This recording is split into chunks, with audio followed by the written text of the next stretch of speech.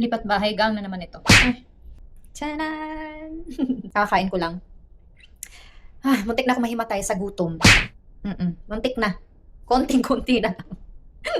Anyway, so ito yung kaganapan ko today. Ayan. So ako lang mag-isa, of course, dahil yung aking partner is busy siya sa work.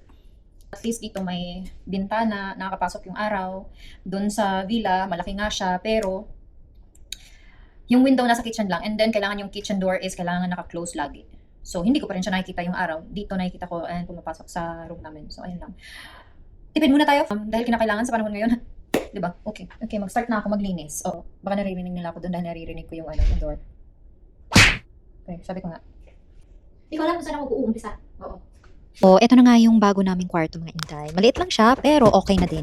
Ang importante, kasya yung aming mga gamit. And yung iba kong mga gamit kasi is napabox ko na. Kaya, konti na lang talaga yung andito. And sa aming building din po is meron na siyang gym. And kung gusto ko namang maglakad-lakad sa labas, malapit na lang yung Albarcia Park. Ganon. Dolorday, nakaka-drain talaga tong palipat-lipat ng bahay. Uy, Diyos ko po.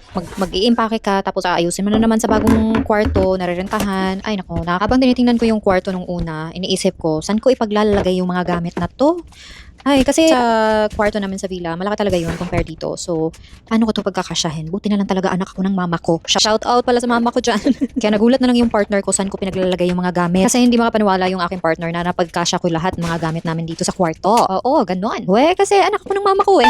At buti na lang talaga nabawasan tong aming mga gamit. Buti na lang din talaga nagpa-box na kaagad ako bago kami naglipat ng bahay. Kasi kung andito lahat ng mga gamit ko, hindi ko na talaga alam kung saan ko ilalagay yun. At sa totoo lang, sa araw na yan, muntik na talaga ako mahimatay dahil sa gutom. Dahil nakalimutan ko nang kumain pala bago kami naglipat, bago kami naghakot ng mga gamit at ilagay dito sa bagong kwarto namin. Namalayan ko na lang yung oras, 2:00 na pala. And sumasakit na yung aking tiyan. So, muntik na talaga akong mahimatay dun sa restaurant. Oh, at saka huwag niyo nang itanong kung asan yung partner ko at bakit hindi siya tumutulong dyan. Dahil naghahanap buhay siya. Oo, dahil prinsesa daw muna ako sa ngayon. Dahil ang mahal-mahal ng air cargo from Vietnam to Dubai, mga inday. So, tigil muna tayo sa ating online business at mag-iisip muna ako ng anong dapat kong gawin. And pinag-iisipan ko pa talaga kung uuwi ako ng Pilipinas, kung itutuloy ko talaga na umuwi ng Pilipinas or dito na lang ako magpa-opera kasi ang hirap-hirap sa Pilipinas. And kapag nagpa-opera din ako, ang iniisip ko, paano yung mga bills, paano yung kapatid ko na balak pang pumunta ng Japan para magtrabaho, paano na lang, 'di ba? Ang hirap-hirap sa posisyon ko. Even though kinukulit na ako ng lahat na umuwi ng Pilipinas, pero hindi ganoon kadali para sa akin kasi